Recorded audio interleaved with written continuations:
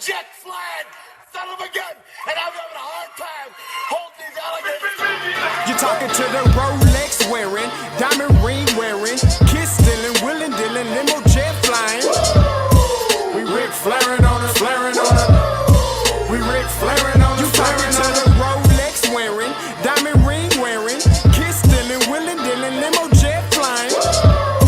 We Rick flaring on us, flaring on us. We Rick flaring on us, flaring on us. It's apparent these girls staring. I'm Rick flaring, gold across my chest. I'm fresh to death, I'm Paul Bearing. Not at all scary. One eye open like Betty Wops and find to these circles that's going in like a carry shot. Woo! I'm going in like a Mary Pop off that Mary Crop at the top flow at the Marriott. So questioning me is like questioning you. See, we the best dressed, so come and get blessed with the crew. Not one but two, different ways to slaughter your crew. Committed tat across the chest, I guess she blessed with the truth. People want to see them checks, representation of proof. Living through my elder, trying to resonate to the youth. But ain't nothing to get my flash on. Longevity is heavily embedded in my melanin. Layman terms, I last long. My grind repetitive, I'm smoother than real silk. Lyrical cash cow who can't cry over spilled milk. We in here. You're talking to the Rolex wearing, diamond ring wearing, kiss stealing, willing dealing, limo jet flying. We Rick flaring on us, flaring on us. We Rick flaring on us. You talking to the Rolex wearing, diamond ring wearing, kiss stealing, willing dealing, limo jet flying. We Rick flaring on us, flaring on us. We Rick flaring on us, flaring on us. This ain't no normal situation, this preparation with greatness. Industry full of fakeness, it's really up for the taking. See, life is what happened to you, more so how you take it. Don't get stripped of your knowledge and mentally leave you naked. I like to live otherwise. I'm sorry that I'm fresh to death. I put the polo and apologize. See, black son, we ain't nothing like the mother guys. Quit to socialize, we organize, then we mobilize. Off the deep end like a scuba diver. And no confusion, just keep it pushing like Uber drivers. Woo! Business fresh just like a supervisor in a Gucci visor. Can't find a smoother rhymer. You're talking to the Rolex wearing, diamond ring wearing, kiss stealing, willing dealing, limo jet flying. We Rick flaring on us, flaring on us. We Rick flaring on us. You talking to the Rolex wearing, diamond ring wearing, kiss stealing, willing dealing, limo jet flying. We Rick flaring on us, flaring on us. We Rick flaring on us, flaring on us. Yeah, DQ baby. Shout out that boy Nigga for that fire track. Hey, Black Sun, sun up. What's up, Vinny Vegas? What in Vegas? Yeah. Shout out Pharaoh's Kids. D-Face. Yeah. Bubba C. Yeah. Rick flaring on him. Rick flaring on him. Rick flaring on him. Rick flaring, sun up, baby.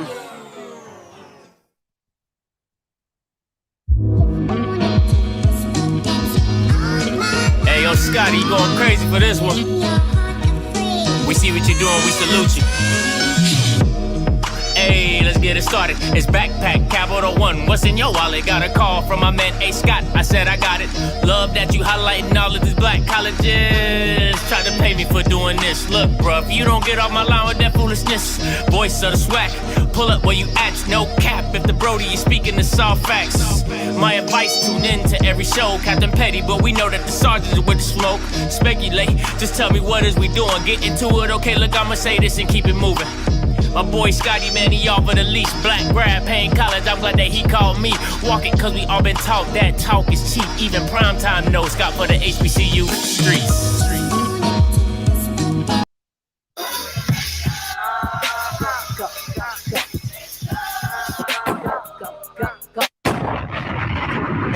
Everything. That's what happens when you let your kids play with your soundboard. Nothing. Listen, man, I'm telling you, when I get off this channel tonight, somebody gonna have to come see me. Okay, I'm gonna just say that right now. Listen, welcome Wednesday. Happy Hump Day. I got it right. Happy Hump Day. And you already know what it is. It's Bet big, baby. You already know what it is. And I'm bringing my guys with me already. My boy Sean and my boy Rocky. What's goody? What's up? What's up? What's up? What's going on, everybody? What is good? We are here, Bet Big, live in full effect, guys. You already know what we're getting into today. Getting into some NBA playoff recaps, getting into some fair or foul, and make sure you stay to the end for the question of the night. Love for some callers to call in 518-263-8124, 518-263-8124.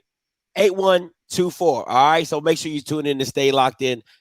Game is going on right now. LeBron James and them Lakes, the LeBrons and Grizzlies, all right? So but where we're going to start at tonight is we're going to get into some – let's talk about the get-over-withs, all right? Let's talk about the get-over-withs. You know what?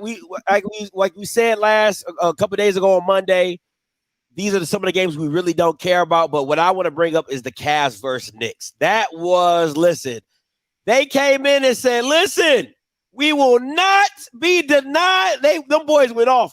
Garland and Mitchell were just straight stupid last night. They were on some get back. Yeah. Sure. Absolutely. They pulled the leather belt out. They pulled the leather belt out. Just got to swing it. Get back. Hey, they even pinned them in the corner and got him. You know what I'm saying? Where you couldn't even run, you couldn't get away. You just had to take that one. You know what I mean? Like it was ugly, and they did it in a fashion, Sean and Scotty, that you knew it was over early. Like I did anyway. Yes. Yeah, absolutely. The tone was set, man. It was crazy. It was so now the series is on, I think, and we'll see if the Knicks can really respond. Yeah, and I think Dave said yesterday in the chat, he said that he had that game going to 7. He said that in the chat. He said, I see that game going to 7. The rest of these should pretty much be over with pretty quick. But that Cavs and Knicks game, I ain't gonna lie, I did tune in for a little bit. I ain't watched the whole thing, but it was interesting enough to tune in and catch a few glimpses of that. But you already know what everybody came to see. We back to the big money matchups of this week and of the previous couple games. Listen, game for the night, game 2. Jimmy Butler, Giannis has been pronounced out. Am I correct on that, Sean? You said Giannis he's out. He is out for this game. Now, before this game happened, Jimmy Butler posted this on his Instagram with 2 doughs. 2 doughs. Is it too much? Like, do you think, like, we all know in the realm of sports how it goes down, but was it a little too much? I'll let you. I'm all about this. I'm all about the shit talk, man. I'm all about that. And as long as they keep it classy, I don't have any problem with it. This was actually kind of funny. And I think you could take it several ways, but basically he's saying they're just the Deers without Giannis. That's how I take it. You know what I mean? They not the Bucks if they don't have Giannis. It's those. They doze. Yeah. They just doze without Giannis. That's all I'm saying. And I think he may have a point. We'll see, won't we? We shall. We ain't no choice. I mean, but my question is, have they won without Giannis? They had a little streak or something like that. I don't think nothing major. They didn't go on like some official 20-game win streak without Giannis or anything like that.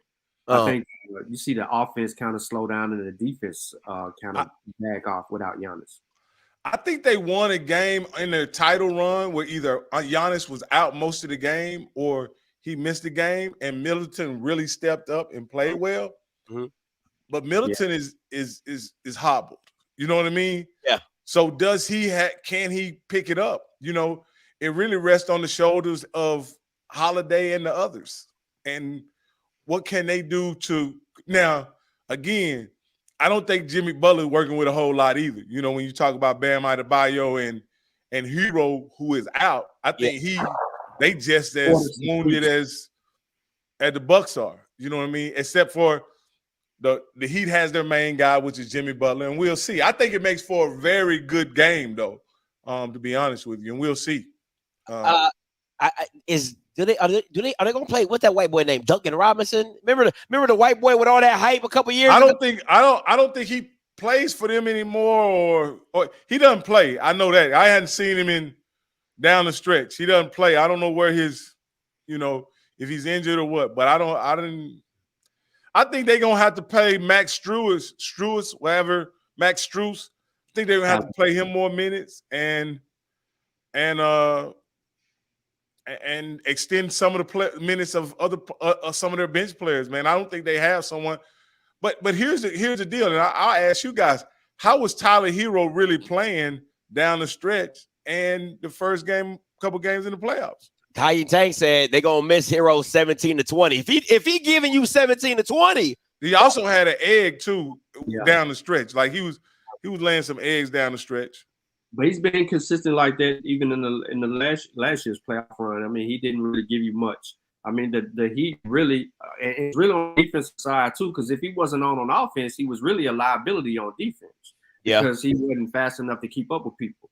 So we gotta look at this game like, all right, so no Giannis, a hobbled Miller, whatever his dang name is, I can't never say it. Chris Middleton. Yeah, Middleton. Man, this is the Heat's game to lose. Now, if the Heat win this game, the series then becomes in the Heat's favor, and the Bucks, it's more pressure on the Bucks because with the injuries and having to go on a long stretch and make this a real long series, it's going to be a problem. So, okay, can you bring up the graphic again, Scotty? Because I want to address something. We want to address what we came here for, and we want to talk about the Heat being +6. That means the Heat is getting 6 points. That means still with Giannis out, they're saying the Bucks are 8.5 points, 9 points better, right? Is that a great value right there, guys? I actually think so. I think it's a great value. If you take the Heat plus 8.5, even if you lose, you won't be disappointed. It's just a really good bet. Anytime you can get 8.5 points. Well, it's a 6 now. Huh? It's a 6. You say it's 6? I still take it. So, listen, guys, I'm not the better. These guys are the better. So if you hear me ask questions, because I don't understand betting. So is Heat +6? Does that mean that he's supposed to win? No. Oh, that means the Bucks are supposed to win. The Bucks are the favorite team. Whenever it says plus, it means it's adding points to your total, or that's the spread. In order for you to be equal or win, you need 6 points. And so when you look at the Bucks, you'll see that they're -6, right? And in that situation, they're saying that they're 6 points better than Miami. I just don't see it. I mean, I don't. I would love. Matter of fact, I'm after we get off of here, or probably while we're on here, if I put my head down and start typing, I'm gonna go ahead and get that. So let me get this straight. So the score would have to win. The Bucks would have to beat the Heat by more than 6 points. Yes. Yep. No. The other way around. The Heat would have to win. So the Heat would have to win. No, the Heat can lose. The Heat has to lose by more than 6 points. The Heat will have to lose by more than 6 points. Oh, okay. So the Heat can lose if they're +6. The Heat can lose by 5, and you still win. They lose by 6, you push. Of course, if they lose by 7, you lose your ticket. You lose your money. Okay. So that's what it means by when it says plus. When it says minus, it's the other way around. That means in order for you to win, the team has to win by more than whatever the minus sign is. I'm gonna start putting minuses up because I get I can understand minuses. I'm gonna start putting minuses up because this is gonna help me out. All right. So if anybody don't know betting, because it damn sure is me, I don't know. That's why these members are on here. So they get 217 is the over/under. 217. So do you think that they'll score more than that? No, I don't. With Giannis out, absolutely not. No, I think they will. I mean, the way the NBA is going, 100 is a guarantee. Okay, so you can guarantee 2 teams are going to score 100 like that. So 200 is good to me. 217, I mean, I don't see that being too far off. 105. 109, 106, 110. I can see that happening, and you just. Well, Miami went crazy game 1. I don't see them going crazy this game, so I would take the under. I would take the under this I game. agree with you, Sean. I definitely agree with you. No Giannis. It's gonna be defense. It's gonna be defense all day, and it favors Miami.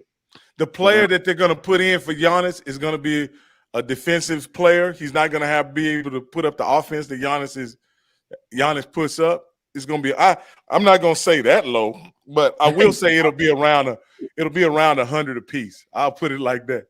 Okay. Yeah. He took us back to the 90s, didn't he? Hey, with that score. Hey, that Nets in 76ers game was like 89 to 96, something like that. It was crazy. It was a real low scoring game. So, you know what I'm saying? All right, next up.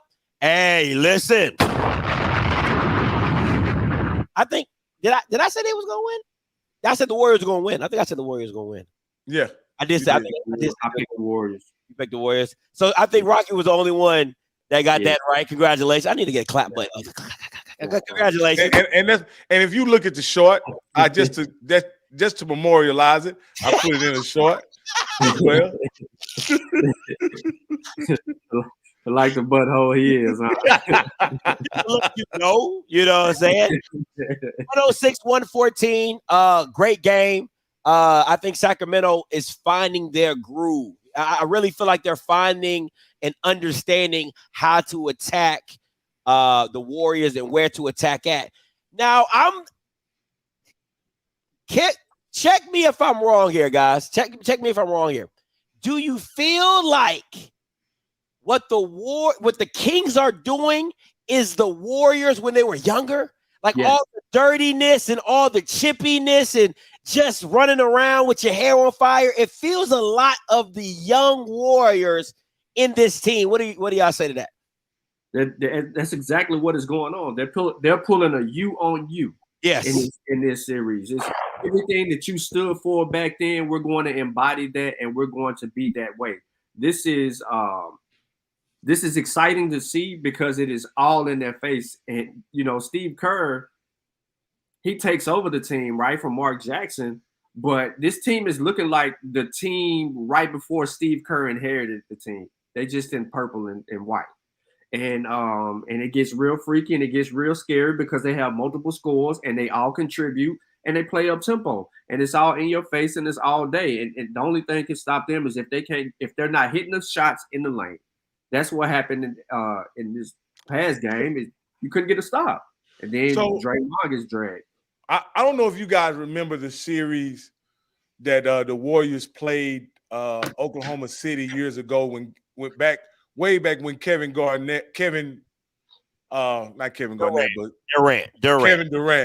played for OKC, right?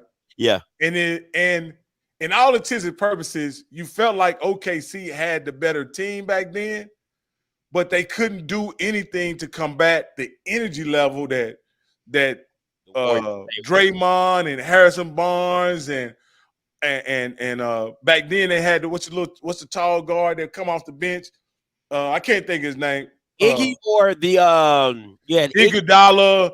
Not Iguodala, but you know who I'm talking about, the tall, light-skinned dude. Like, with the box face. Yeah. Like they had nothing. They had no combat for those guys. Not only were they getting outplayed by the first team, but they got outplayed by the second team. And that's what it looks like this game. Like, it seems like the Warriors are having trouble matching the Sacramento intensity and sheer flat-out speed, in my opinion. Whoa, like, man. They got De'Aaron Fox out there looking like AI. Like, they have no chance staying in front of him. You know what I mean? Like, he can literally get anywhere he want on the court at any time. They don't have any shot at stopping him. They can't bring anybody off the bench to stay in front of him. I mean, I don't know. Like I they say, can't even stop Sabonis. Beg your pardon? His name is. They can't even stop him. Oh yeah. They can't stop if they play through Sabonis. So it just looks real bleak. For now, in some way, now this is just me being optimistic. Some way, maybe they can find something with Draymond on the bench. Meaning this, maybe they could just put more offense on the floor and try to outscore Sacramento. Because what they're doing now isn't working. Doing small ball with you. Okay. doing small ball with the Kings, it would really have to work intrinsically, because if they get Sabonis going early, it's going to be a long day for you, because either one, you're going to be in foul trouble. You know what I'm saying? So they're going to start going to the free throw line, or you spread the flow out so much, De'Aaron Fox and Malik Monk just go to work, because the only person that can really drive the way De'Aaron Fox is Steph Curry. He has the ball handling skills to get through and get around. Jordan Poole to some extent as well, but he hasn't really played that well. You know what I'm saying? So I think you're asking a lot if they go small to compete with them small on small, because they consider Sabonis small. He's not a typical big man that can't move on the floor. But while you talk about Sabonis, and Sean, I want to get your take on this. Was it dirty?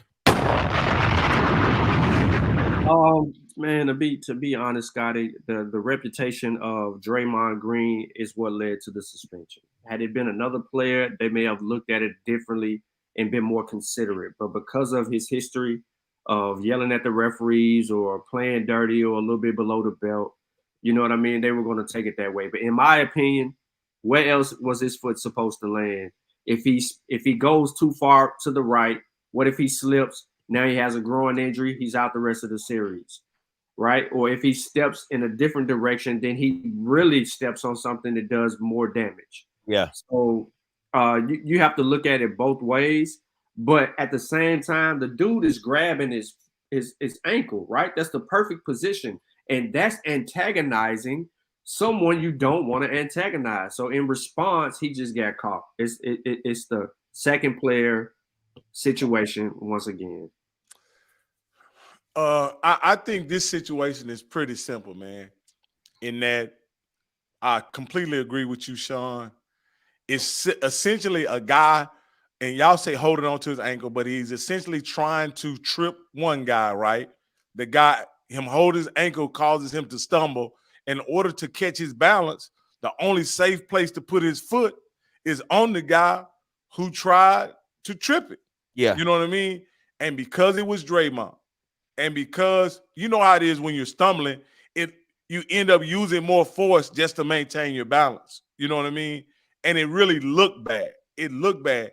But I think I would have liked him to been not suspended for this reason, right? What Sabonis did was not a basketball play. You can't make a basketball play in that position, right? And so Sabonis at that point has to give up playing basketball and just go straight to his feet.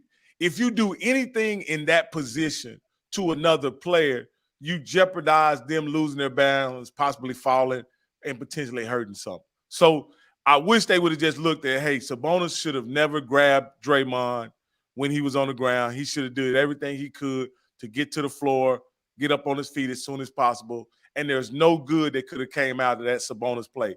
It was gonna be a bad play regardless. I don't think they focused on back though, right? I think they focused on Draymond. I don't think that they focused on. I know, and I think that his reputation is the reason why, and that's why I agree with you. His reputation. But if you think about it real seriously, guys, when you fall to the floor in basketball, anything you do while you're on the floor other than reach or dive for the basketball is dirty. That's fair. I would never have thought in a million years I'll be on here defending Draymond Green. I just bro, I really feel like whatever came of that, he got the flagrant 2, cool, and we'll just, we keep it, we got the tech or flag, whatever he got for it, and we just keep it pushing, because to me, a lot of Draymond things have been what's the word? Just like he just does it because he does it. It has been, just nobody did anything to him to make him respond, right? It's like when he goes up and he's shooting his leg go out. It's basically Draymond does a lot of things that you would call bizarre. You know what I mean? Yeah. And in this particular situation, wasn't a bizarre happening. It wasn't a bizarre happening. It was him literally trying to save his balance, and the guy happened to have to step on the guy or try to put his foot in a situation that caused him to probably either sprain his ankle or maybe even tweak his knee or something like that. So again, but it's merely reputation, man. And I don't think there was any way the NBA was not going to say something about Draymond because, like I say, because of all the bizarre things that he's done over the years, that's why they had to do something. Well, look at it this way, though. Look at it this way. So let's say if you were playing football, right? Mhm. You just got tackled, okay? And now you're trying to get up, but the defender is holding on to what? Your ankle. And the first thing that you do is you try to pull your leg up out of there real quick. Now, whatever reaction comes of that, right? And it might lead to a little small scuffle or something like that. But I look at this in the same way I would football. Like you have my leg right here, bro. I'm gonna try to get up out of there. And in return, your stomach is in the way. So especially in the middle of us going back down, you know what I'm saying? Like us going back down the court. It's just, you know, like I said, I never thought in a million years I'd be defending Draymond Green, but I think this is when the NBA should have been like, hey, you got what you deserve, my boy. Like you can't be grabbing Bama's ankles, or unless they both should have been suspended. Let me give you another perspective, and this is going back to a football term, I say, right? Do you consider a guy, even when he makes a foul like Sabonis did, do you consider him a defenseless player? And so anything that you do to him in that situation is exacerbated. Nah, I don't agree with that. I mean, why are you defenseless? Because you're grabbing my ankle. No, I'm talking about him laying on the ground, him being on the ground itself. Nah, he ain't defenseless. You can't be that defenseless if you're grabbing my ankle. He can roll his ass up. He can roll over, get up. Yeah, like I say, I was just trying to be devil's advocate about that and say, you know, him being on the ground, Draymond being upright, you know, could they have considered him defenseless? And it was like in football, it's the defender's responsibility to avoid the head. You know what I mean? Even if the player ducks. I wouldn't have nothing to avoid if you didn't grab my foot. Yeah. You know it goes back to the grab. You're right, Scotty. The grab. It single-handedly goes back to the grab. And the thing about it, if you watch other plays and other things, he's done this occasion. Like Sabonis is a grabber. He's grabbed him and fall down. He's grabbed Klay Thomas. Like that's what he does. So to me, that's why I feel like this game is a embodiment of a young Warriors team, because that was Draymond in his younger day. Doing all that dirty stuff. You be like, damn, Draymond, you so damn dirty. I think Sabonis is just really stepping into that role now. It's the same way with the elbow to the face thing. Like you're going after a rebound. It's a real aggressive play by two defenders, but because of the position of your elbow, or when you swing or come up out of there, boom, you get the jab to the face. It's just like that. You got to look what just transpired with the Lakers and what was that? Anthony Davis. Yeah. He falls in the lane. Old boy's trying to go and get the ball and bring it back in. He stumbles. It happens. It's common. But again, it just goes back to Draymond's reputation. And for those of you who think that we're defending or making, being an apologist for Draymond, I mean, in this instance, you have to look at it for what it is. We have to be that way because that's what we see. We see what we see. We don't see what you see. Mm-hmm. And I think keeping it all equal, you know what I'm saying? You wouldn't want to be held, even though past stuff does happen and we know in crimes and your criminal record, but you can't be like, yeah, that was me. Yeah, I did that. You know what I'm saying? That was me. But in this instance, I was not the cause. It was just the effect. You know what I'm saying? So it is what it is, man. But next up, you already know what it is. Yikes. This one hurt. I ain't even gonna hold you. This one hurt me. I was right again. Oh, man. So 109-123 series is 1-1. This game going into halftime was actually really good. And then they kind of pulled away toward the end of the third and beginning of the Westbrook. You know what happened, Scotty. Yeah. Earlier on, he was looking like he was real proactive, though. He was real proactive. The block on KD, he was proactive. I think I sent you a text, Scott, in our group text that he's doing what he did the last 2 minutes in a very tight game is what he's done when he was a member of the Lakers. That's the reason why they had to pull him off the floor in the fourth quarter, because he has no situational awareness. He plays extremely hard, but he has no. It's like he's a wild man out there, and as the game is tight and it's down the wire, he gets even more reckless. He makes even more risky decisions. I mean, they're down by I think 4 points, and he tries to throw a 50-50 ball to Kawhi. I mean, it just wasn't necessary what he was doing, man. And I'm a Westbrook fan, but not in the fourth quarter. That's where my fandom stops, right there. Right there. No, sir. You get no love for. And listen, you got to call a spade, man. Yeah, Westbrook, he didn't do them any favors last night. Kawhi had it going early. For me, I really think they should lean on Zubac. You know what I'm saying? Like, I really think they should lean on Zubac. I think he has some good game back. He has some good back towards the basket game. I'm not saying he's Hakeem. I'm not saying he's Duncan, but I do like him on the block, and I think, he can do some damage. I don't think they give him enough opportunities. You know what I'm saying? So, but let me ask you guys this. 1-1. No, hold on. We just can't say that. We can't agree. Okay. Now, you are aware that Foster was the referee at this game, right? He was and someone who shall not remain named has a 0-13 record. Chris Paul? I didn't want to say his name, but yes. CP3, LeBron's bestie. He was 0-13 with this guy reffing games. What is that about?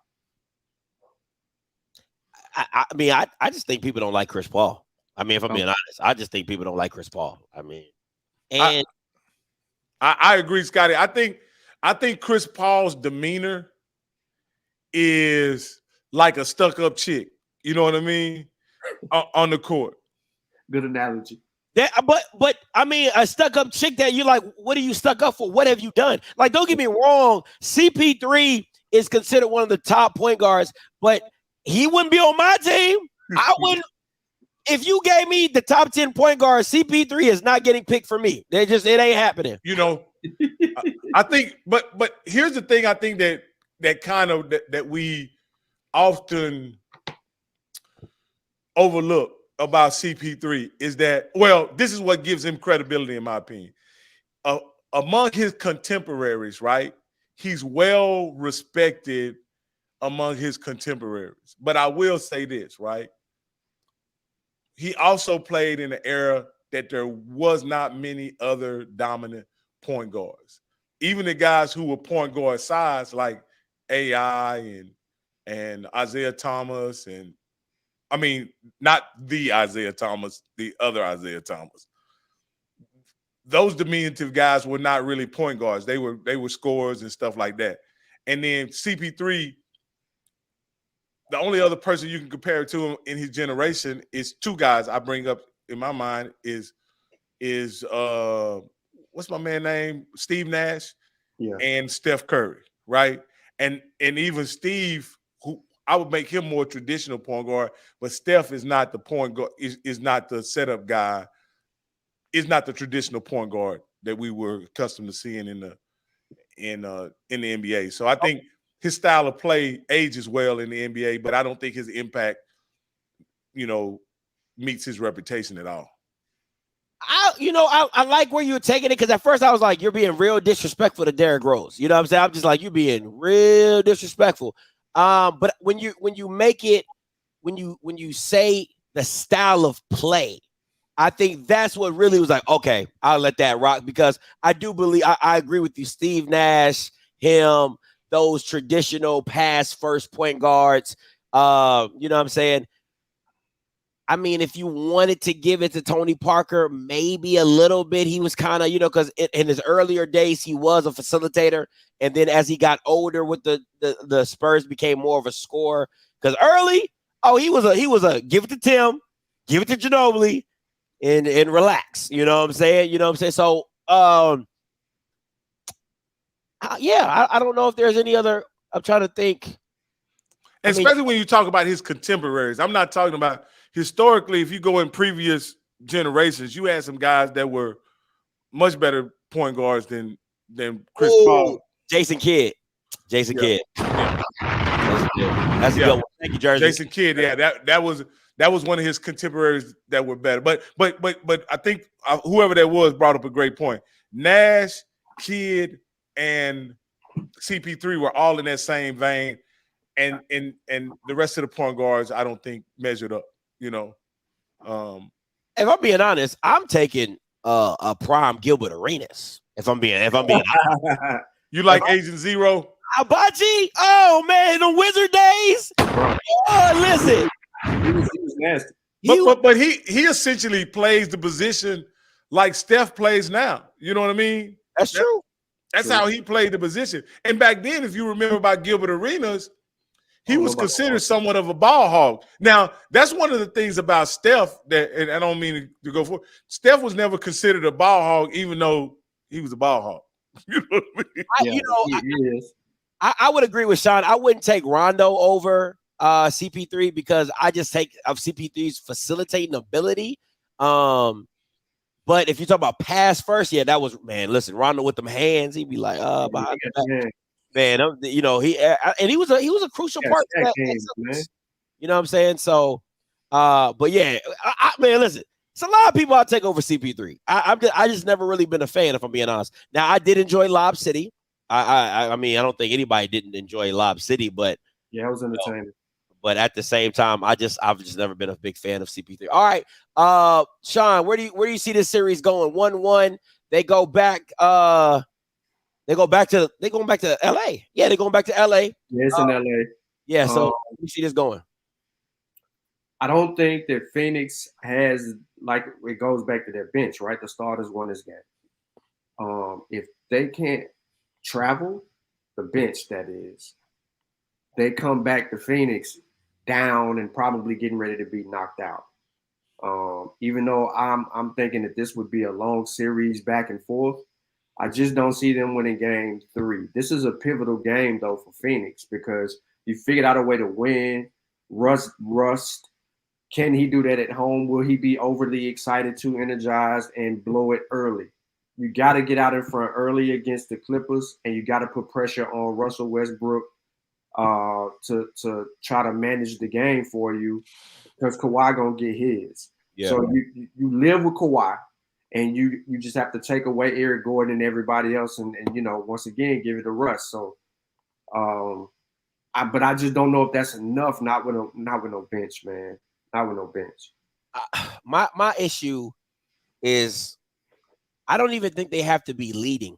It's the second half that wins and loses the game for the Clippers. It's how, because they always play real tight in the first half, but that second half is where you really need to establish that lead, at least keep it 6, 7, 8 points, because I do believe the tighter the game gets, the more it fits the Clippers. Now, you might disagree because you say Westbrook, but I think that the mentality to play defense, if the Clippers are up and Westbrook has to play defense, I will put it in there.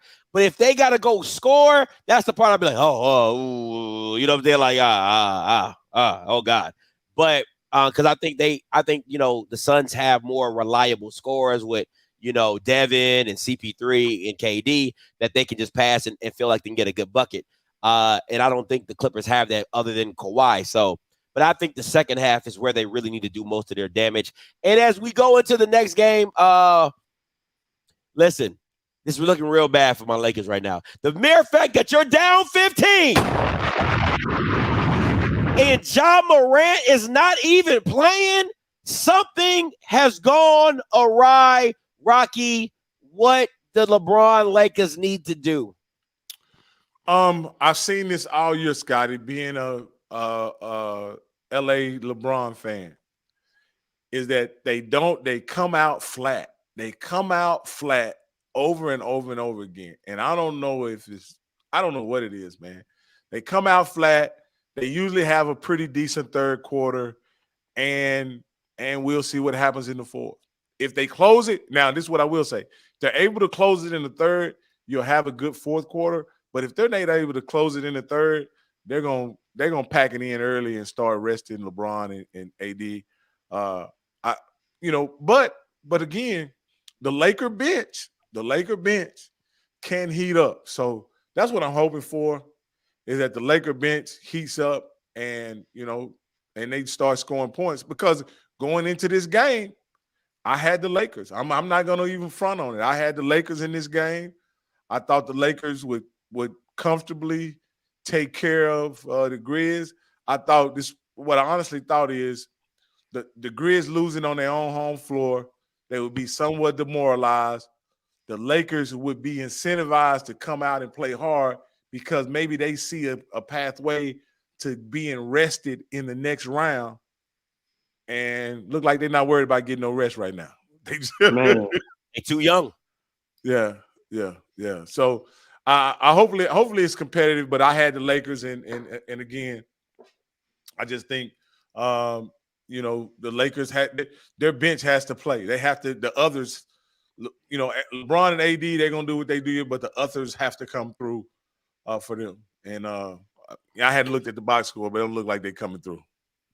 No, they're not. The others are not participating in the game today. They stayed back at the hotel. You know what I mean? And they are enjoying a massage and the jacuzzi and snacks. You know what I mean? It was a game today in Memphis. They really did, man, because none of them is hitting anything. Everybody who did something in the first game ain't did nothing in this game, and it's sad. But you're right. Like you, I had the Lakers, especially without Ja. But it's two halves to a game, and this is where LeBron has to be LeBron, right? If you're arguing to be the greatest player to ever play the game, this is the time where you have to be the greatest player to ever play. You take over this game and you go back to LA up 2-0. If you don't, then you're going to get a lot of flack after this game if you take this L without John Moran on the floor. Wow, this is what we're doing tonight. We're up with the LeBron slander. This is what we're doing. Well, I just think. Hey, no. I'm not letting that LeBron slander get away. You're talking about a man in year 20. If he don't take over the game in year 20, what game was Kobe taking over in year 20? All of them. None. All. They weren't in the playoffs in his year 20. Scored every bucket. Man, this is ridiculous right now. The disrespect by LeBron. Now, is LeBron going to be LeBron? Absolutely, because he's the GOAT. But to be like, oh, he needs to take over. The man's in year 20. Now, I want to put that in perspective, guys. No. They ain't no pacifying LeBron. You know what Dirk Nowitzki was doing in year 20? Coming off the bench, okay? That's what Dirk was doing in year 20. Stop playing with my man LeBron. Now, this is troubling. This is troubling, Scotty, as I bring up the box score, right? AD is 1 of 9, which means he's putting up shots. He's just missing them. So, again, hopefully, he won't miss them all. He won't miss them all in the second half. But I'm glad. I would rather AD shoot and miss than not take shots at all. Yeah. I mean, at the end of the day, let's just say this, right? At the end of the day, I told y'all yesterday I can't stand the AD switch. It's a flickering switch and it bothers me, right? You like at least what you know with Jokic, Embiid, Giannis, they're going to come to play every night. Every night, especially Embiid and Giannis, right? Jokic looks slow, but he played, but he just looks slow. But with AD, Vegas need to bet if he gonna come play. That's the part that be bothering. Hey, Scotty, I'm gonna say he's playing hard. He has 4 rebounds and 5 blocks, man. So yeah, he has 5 blocks. Yeah, so I'm on here, and so I haven't been watching the game, but maybe he's just missing shots, and that happens. And so LeBron's turning the ball over. Hold on, the Go James is turning the ball over too. So let's not act like he didn't just turn the ball over. That Sean, that's enough, Sean. That's enough. I'm sorry, but he just impeded. Listen, he's the reason why Memphis went on this run is because he turned the ball over. He was careless and he was trusting White Lightning to continue to play like White Lightning, and he ain't playing like White Lightning right now. You know what I'm saying? He ain't doing that right now. He ain't making no shot. Yoki Hiroshima, he ain't hitting nothing. You know what I mean? He airballed a 3-point in the corner. Nobody want to talk about that. We're just gonna skip past all that, right? White Lightning. you literally call that man Moonshine. Oh man, that was funny. You literally call Austin Reeves Moonshine. That was funny. That would have been White Lightning. Oh, I thought about Grease. I was like, hey man. Hey, let's get the light. Let's take a pause for the cause and get the likes up, Scotty. We need to get the likes up, man. If y'all are enjoying this content, if y'all appreciate what we're doing, if y'all enjoy the NBA, get the likes up, and you better hold on and call in on this question. It's a great question. It's a great question. It's fire. And so hang on. We're about to get to that question. So, but yeah, in the meantime, get the likes up. Get the likes up. Stop playing with us. All right. Now listen, going on to HBCU. Fair or foul, right? The PV version of this was, as you can clearly see, Bubba McDowell, mega camp, you know what I'm saying, June 1st. And the prom version of this was prime-ish, okay? Mega camp with Coach Prime, you know what I'm saying? Just, you know. Let me show you some comments that were said about, you know, because once again, people get emotional when it deals with HBCU and prom. All right. It says, I don't know what is worse. Bishop elevate play. Now, this is a Jack State fan, mind you. I just want to be very clear. It's Jack State. Most of these Bama's are Jack State, right? Planning to steal the top talent in attendance of Alabama State, or Alabama State's coaching be in attendance after claiming Deion wasn't SWAC at Jackson State. The reason I blocked these people out is because it was in the Rough in the SWAC group, and I didn't want, they be getting all emotional and stuff. I don't know what using it, so I blocked them out. I'm so happy I don't see a Rattler logo on here. Whew. PV, what y'all doing? He using y'all. We will not be the first. He said the person said, we will not be the first if so. I know, but learn from the past that show you. But oh well, good luck. Okay. Fair or foul, Coach Prime being a part of this HBCU camp? Let me take this one, Scotty, as the leader of the Primettes. I want to say this as the leader of the Primettes, the president of the Primette, the Primetime Coach Prime fan club. I want to say this: he's doing PV a big favor by using his image and likeness to promote their camp. Period. Point blank. Prime doesn't. Now, again, Prime could have hosted a camp up in Dallas somewhere, a Colorado camp, and he would have been just fine. He would have got plenty of people come out and try out and all that. But he decided to partner with PV, give his good friend, Coach McDowell, an opportunity to look at some of the same quality talent that he gets a chance to look at, man. I think it's a great partnership. I think it's a great opportunity for PV to show off their facilities to players who otherwise would not have come and taken a look. PV has amazing facilities. And so when you put their facilities on display along with Coach Prime, I think it's a big day for PV and as well as Coach Prime. Sean, when HBCU, when Prime touched down, you made it very clear that you also touched down. Once again, I'm part of that same committee. So I think we all part of the Prime committee, if I'm not mistaken.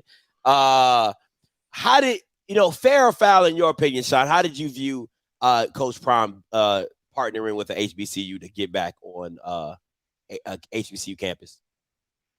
Fair. I believe he has established a commitment to do what he said he was going to do. Even after his exit, he is still reaching back. He is still contributing into the HBCU space. And this is one of the ways to be able to elevate those programs. Now, what's sad is that Jackson State is not on there right now, but maybe they're on there later.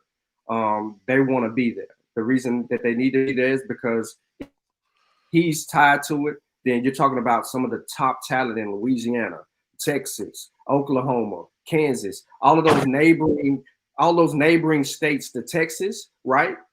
Prime gonna bring them out, right? Yeah. Especially with all the hype and buzz surrounded the Colorado program right now, and all this fanfare that's going on, and that energy just gonna carry over into the summer. PV is doing a hell of a job by partnering up and continuing those working relationships, right? Because this could do something real big for Bubba. This might do something for someone on his staff, or he might have a player that might want that's on that level that needs to transfer, and he can be like, hey, really take a look at this guy, man. You know what I mean? He's a grad transfer. He wants to do this, and this. You want to keep those doors open. You don't want to close those doors on opportunities, because what does Coach Prime do well? Market. Yeah, absolutely. Right? Absolutely. He markets. So hell yeah, man. For HBCUs to take advantage of that. Look who else is in there. Louisiana Monroe. And I want to make a quick suggestion to the PV faithful out there. Let Junior take over your Instagram while they're in town, to make sure y'all get to show off this event properly. Like, that's one of the things that PV struggles with is with their Instagram presence and building their following. Give Junior the iPad and let him promote PV for a little bit while he's in town. Y'all need Junior's help. I say this, right? And Norfolk State on there? You said what? Norfolk State is on there? Yeah, Norfolk State. Norfolk State's not on there. That's Northwestern. Okay. I'm about to say. But this is my thing, right? Is that one, Prime can't get all the kids. Let's just be honest. He just can't. Now, this is my thing, right? And the perfect example is what just happened at FAMU with that 5-star guard that went to LSU that just signed with FAMU. It's all about relationships. With the transfer portal being the way it is, even if you don't get that kid on the first go around, who's to say he's going to stay at wherever he's at, right? So you build a relationship. He already saw PV's facilities. So he's like, man, you know what? I don't mind going back home to Texas. I don't mind going back to Houston. You know what I'm saying? And doing this and talking about, I like the coaching staff. They were cool with me. I'm going to go back. That's what happens. It happens just like that, based off relationships. So I don't see it as a problem. It is what it is. Now, do I wish there were lesser Power 5 programs? I do. I'm not gonna lie to you. I didn't like seeing Arizona State and Georgia Tech. I'm like, they got some money, long money. You know what I'm saying? PV ain't short of it, but I'm just saying I would have preferred, less Power 5s. But at the end of the day, it's all about relationships, and the way these kids are bouncing back and coming left, right, and third. You're gonna find an opportunity to get a high quality kid from this camp that you wouldn't have if you didn't partner with Dion and do it. So that just is what it is. Now, the question of the night, and I really want you guys to think and ponder on this, and everybody in the chat. Was Prime bad for HBCUs? And this is where I'm taking it, right? Because it's like when you give somebody something too early and they don't know how to handle it, or what precedes from it, they're always reaching and trying to get, what they used to have or whatever. So in your opinion, from everything that you've seen from when he touched down to when he left, was Prime bad for HBCUs? And if he wasn't bad and you think he was good, please explain why. I'll start this off by saying this. And this, I don't know what poem this is from, but I'm going to quote a poem again. It is better that to have loved and lost than never have loved at all. One more time. One more time. It is better to have loved and lost Okay. than to never have loved at all.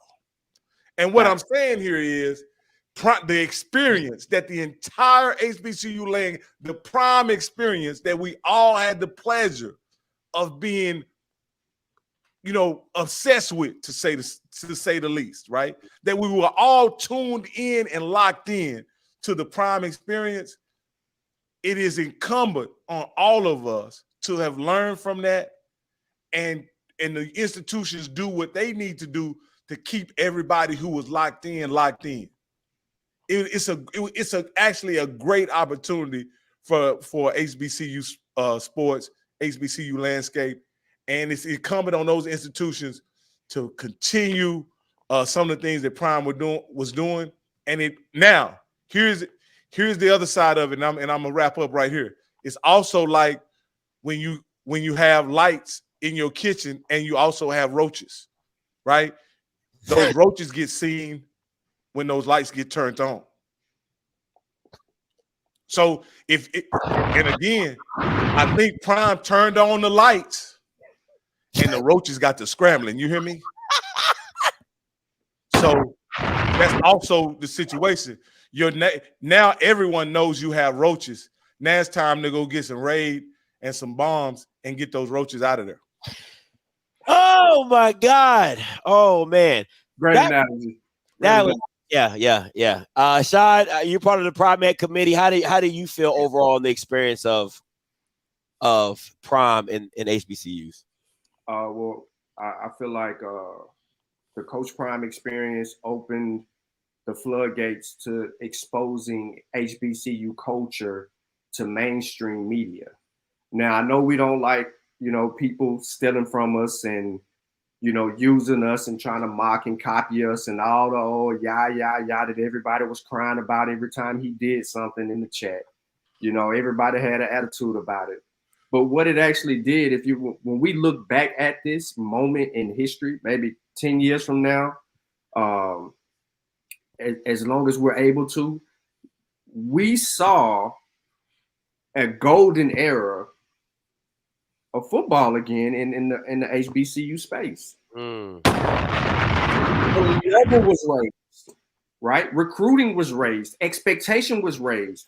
The band was no longer the talk of the town. It was a part of the experience. It wasn't the experience as it always has been. It didn't take a back seat. It still was there, but football just blew up through the forefront. We talking spring game football, bro. Like, who's watching spring game football in the HBCU space? It was all that we had, and we took advantage of that. But what made it even better is because ESPN was caught up in it, because it was other people playing. Yeah. But because of Coach Prime's presence, it made it more intriguing to see if he would succeed or fail, right? So in that, like Rocky said, it cut on the lights and the roaches ran everywhere. We saw some rat poop. You know what I mean? We had we had tears. We had a trail of tears. And then when he left, it's like, oh, what's next? What's next? What's next? Well, what's next now is a football camp. HBCUs is being recognized again because he's there to reassure that. Now, from what I'm hearing is that this may be a continuum for a few years, potentially. And if that is the case, right, who wins in the end? HBCUs still get a chance to recruit at a high level. Yep. Be recognized among Coach Prime. And if he's successful at CU, for all y'all haters that want him to go and say he ain't gonna win 5, 6, 7 games or anything like that, right? We got that. I get y'all. I get it. But guess what happens when he wins? Y'all win. We win. Because the light comes right back to HBCU land, like it's supposed to. That's good. And FAMU continues to recruit at a high level. Southern get swept up under the rug, some of the dualisms that may happen or occur this year, right? But people like PV's head coach, he comes out on top again, because now he's linked and tied to Coach Prime. And, the who ain't swag stuff, it will rekindle. right? Because now we got both of them in the same space again around college athletes and high school athletes and showing them how things are done and building relationships, man. That's what y'all want. You want a business partner, and he's still trying to be a business partner. So for all the hate, all the tears, all the F hymns, he can die, and yada, yada, yada, bury it. Because he's trying to establish relationships. Maybe he's your commissioner one day. He would damn sure do a better job than the old boy. Woo! Now you and Sean, and I'll say this just real quick, man. I think this is a great opportunity for Ashley Robinson and TC Taylor to reach out to Prime and have him come back and host a camp on the fields that he created at Jackson State. Like, that would be an amazing homecoming story for Coach Prime. Bro. For him to come back and have a camp and have white linemen from all over the region come back and try out at Jackson State University. Dog, that would be wonderful. Hold on. Dog, come on, man. Listen, nobody in their right mind would let the girl that just left them come back to the house that they bought. It was like, yo, just kick it with me. No, you left me. Go be with the other guy. Don't come over here kicking it with me. Oh, you still living? Oh, I remember when we got that couch together. Oh, I remember when I bought you that TV. Oh, I remember when I got you those shoes. Oh, I remember when I used to cook in the kitchen. Oh, I used to remember. I don't want none of that. I don't want none of that. Hey, Scotty, I'll just say this and wrapping up. I have an ex-wife, and we happen to have 2 babies together. And on occasion, on those very special days, we sit down at the table and break bread together on behalf of our children and our grandchildren. So if we can do it, certainly Prime and Jackson State can do it. How long did that take? It took a while. Look, hey, no. I think that would be a beautiful thing. But again, it's the energy around the program, right? And they getting a nasty taste in their mouth, and the season hasn't started yet or began. And if JSU begins to win, then that taste begins to slowly evaporate, right? Because now they're like, see, told you it's more so proven, right? Yeah. They don't have anything to show for what's going on right now. Yeah, they got a top-ranked recruiting class. That's one thing. But then they had some prominent people leave the program recently, and now that's a damper, and they're blaming him for that again. You know what I mean? So it's like, everything is his fault. So when the success of the SWAC benefiting, right, the SWAC coaches coming out for the camps and benefiting from something that he was involved in, the other SWAC schools are going to look at him a little bit different because there's a relationship there. And then there's something to work toward. And there's a brotherhood, because you still got to remember Coach Eddie Robinson was still in the NFL and they got a brotherhood already amongst themselves. Yeah. So it's not like it can get any further than that. And this is a good amendment right here. Brother, I'm here. You here.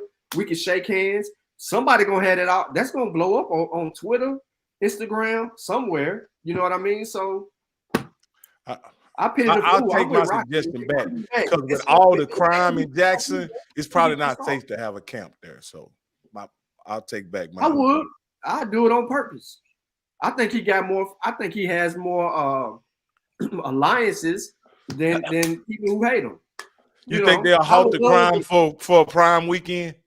Yeah, Prime weekend. Everybody come back 50,000 in one unison. One accord in unison. One accord, baby. Where you at, Mike?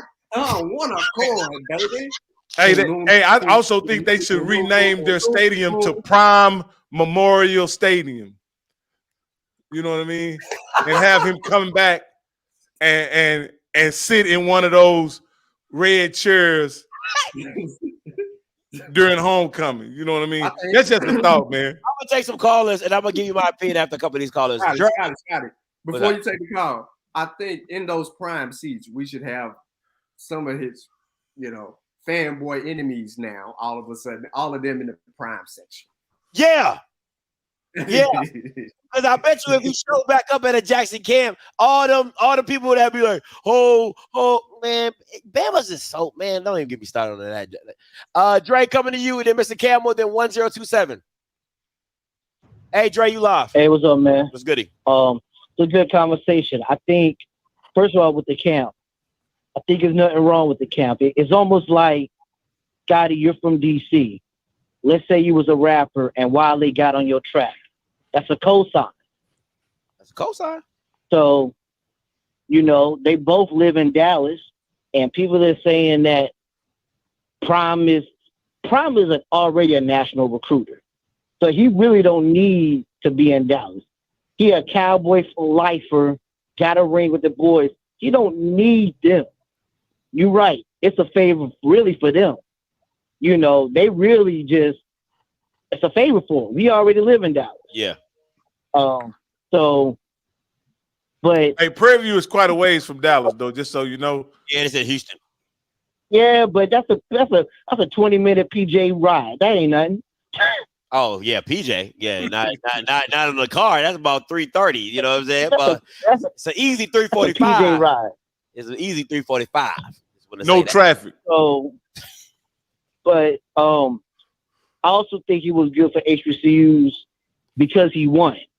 Because there was a lot of folks saying, he wasn't going to win. They wasn't sure. Folks have been coaching 20 years, 30 years. So he showed that he could win, and he showed that he could recruit top talent to Jackson. Because that's the main thing. If he didn't win, people wouldn't be worried about it. But because he went at such a high level, people were upset, like, okay. So he did a lot obviously he did a lot for Jackson, and, Jackson did a lot for him, but it's residue amongst everybody. So the after effects on him is still going to be around, and people are saying that Prime is the one person you want to stay as a contact because he knows everybody.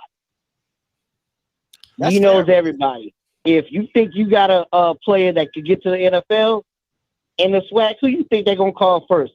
Hey, Prime, you know about this player? Because he's coached in the SWAC.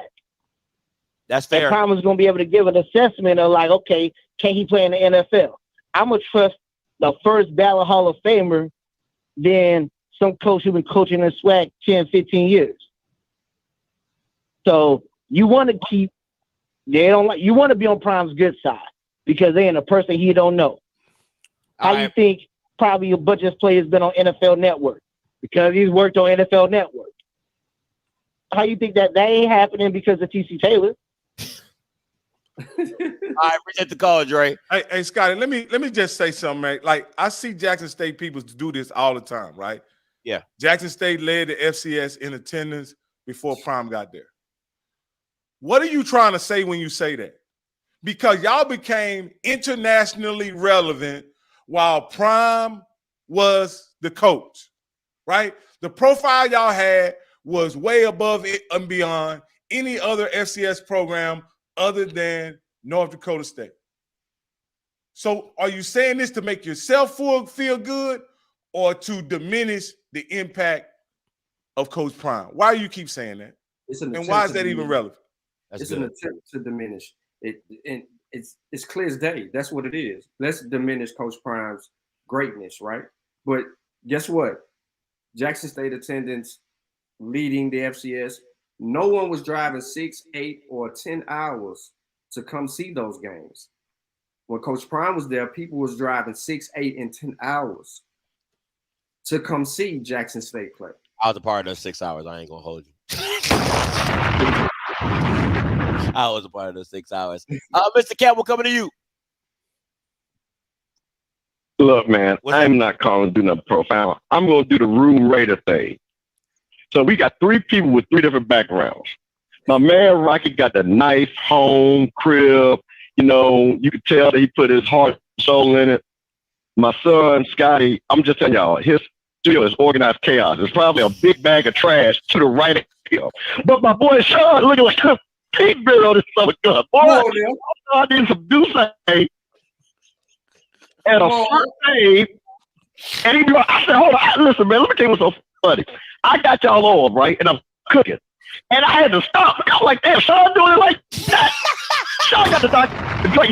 Sean got the Dr. Dre background. Sean made sure I'm about to be on camera. Let me download the fly's ass background. I can't. Sean, that background so fly. Sean paid for that background. Sean go there with the Zoom part and you pay for it. Hey, Bishop, the only thing missing out of that photo is Thick 38. Thick 38 is the only thing missing in that photo, brother. He got perfect light, bro.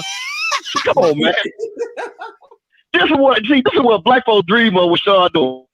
Now, Sean probably got a can of beer and a big screen, really, until it in a foldable chair, but we'll never know this background. I just got to give it to you, bro, because I almost thought it was real for a hot second. I was like, damn, Sean doing Twist King like this? Come on, man. Oh, man. Hey, man.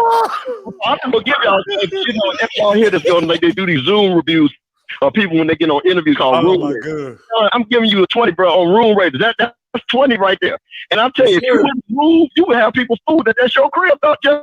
Just kind of like stay right there. Don't move your head too much. Yeah, right there. Hey, tell him, Mr. Campbell, he just missing Ray J. He just missing Ray J playing the piano in the background. That's it. Oh my God. Well, listen, all he needs is Paul Pierce and a poker game in the back, and then we really got a baller, bro. That's all we need, man. Paul Pierce, a couple of chicks, and then we roll it. So I'm just saying, man. Now, I'm going to make one quick point. I wasn't going to talk about this, but I had to agree with Sean and Rock on this. Listen, here's the thing, and you all know I'm HBCU now. But for Prairie View, it's going to be half of those kids that have never even been on Prairie View's campus, if not more. Facts. Okay? So you're going to come on campus, and here's the thing, and I'll give you guys a quick story. Angel Reese had never been down to LSU. She didn't even know what LSU was. Her friend that played Ohio State said, yo, I'm going to come down, you need to check it out. You know what she did? She went on campus. She fell in love with it. So what do you think happened if a kid that don't want to go to Colorado, them Texas kids don't want to leave Texas? And they're like, you know what? This is pretty cool. The chicks are fine. The school is good. The facilities are nice. And I'm only a 2.5, 3-star, but I can play here. Yeah. So honestly, we got to cut all that out because this is exposure that, again, half of those kids, if not more, don't even know where Prairie View is at. And the fact that they're going to get on that campus, and this is what Prairie View should be able to tell us that. Hey, you come look how beautiful our campus is. Look at what we can offer you. Because it has nothing to do with prime. It's sometimes, like I said, you just got to get in the door. Do y'all know how many times somebody call me and say, "See, you got to come here"? I come with 2 wigs and some money in my pocket because I just want to get in the building, bro. Because if I can get to you, I can sell you. That's what this whole thing is about. So what Bubba should be doing is making sure he got his game plan together. Forget what Prime do. Let Prime do Prime. He should have a list of kids that he know he should be able to get in Texas. He should have that recruiting list of all them top 3 stars, all those kids that might even have some association with Prairie View coaches, parents, or whatever, and bring them to us. Say, this is your home. This is where you should be at. Because all that flash and dancing, he's not going to get the 4 or 5 stars. That ain't what the and 4 or 5 stars maybe will come to that camp anyway. These are people that are starstruck that want to see Prime.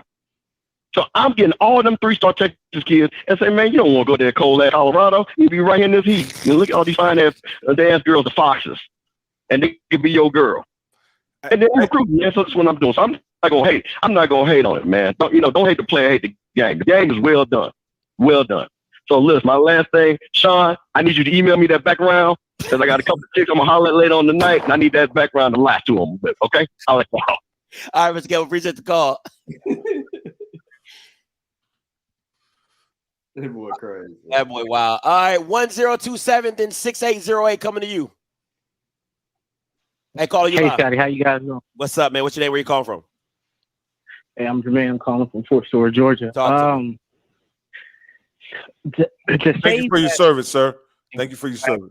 Oh, no problem. No problem. To say Deion didn't do anything for the SWAC is a huge misunderstanding. If people are saying that, you got to look at the contracts that this man highlighted, like the Southern Heritage Classic contract. It was terrible. He highlighted it. He didn't want to be a part of it. He didn't want his kids being a part of it. You got to look at the impact that this man had, just like with the kids when they couldn't stay on campus no more because something happened. You have that happening in all of our HBCUs institutions. This man took money out of his pocket for the kids to put them in a hotel to make sure they were fed 3 times a day. That can't happen at every institution. So you just got to look at the impact that Deion had, not just in the game, but to say that what he did in HBC, he used you guys. I mean, to a degree, yeah, but nobody could have done what Deion did. I absolutely don't think so, and I'd love to hear your opinion on it. You guys have a good night. Hey, man, appreciate the call. I agree with him. I don't think anybody could have done the rapid acceleration of excitement that way Deion did and the way it was promoted, and it just galvanized. You know what I'm saying? Like, honestly, like, as soon as he touched down at Jackson, I was like, what? You know, like, because I like Deion. You know, I've been a Deion fan my whole life. You know what I'm saying? So I was like, what is Jackson State? And that's what kind of got me into this ball, and now where I'm at. So, you know, I'll say this, man.